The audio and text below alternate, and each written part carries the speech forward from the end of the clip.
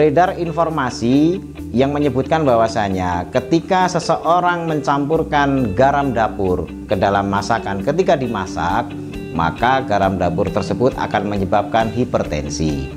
Namun apabila garam dapur tersebut dimasukkan setelah masakan ini sudah jadi, maka garam dapur tersebut tidak akan menyebabkan hipertensi.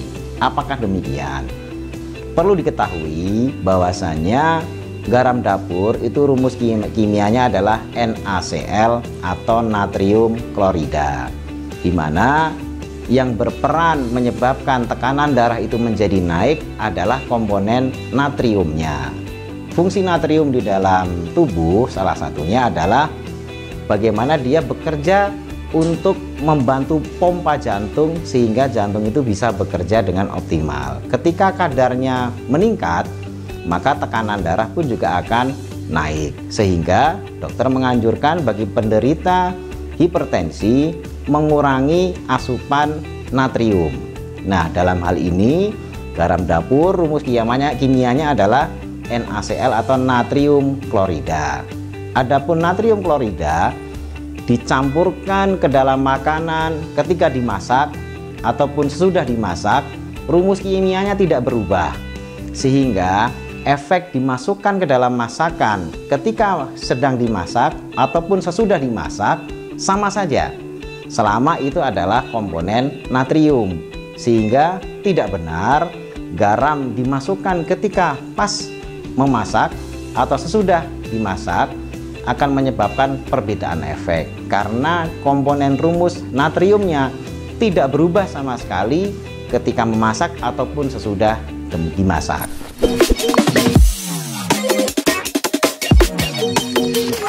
Ada pertanyaan yang diajukan kepada saya berkenaan dengan konsumsi obat MAH, dalam hal ini adalah antasid yang secara terus-menerus. Apa efek sampingnya? Kita ketahui bahwasanya antasid sifatnya adalah basa. Ketika zat yang sifatnya basah ini masuk ke dalam tubuh kita, tubuh akan merespon, di mana suasana dalam saluran pencernaan yang ideal adalah dalam suasana asam.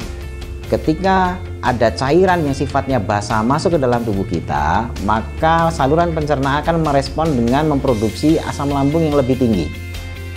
Dalam jangka panjang, produksi asam lambung yang terus meningkat justru akan merugikan kondisi pencernaan yang mengalami gastritis.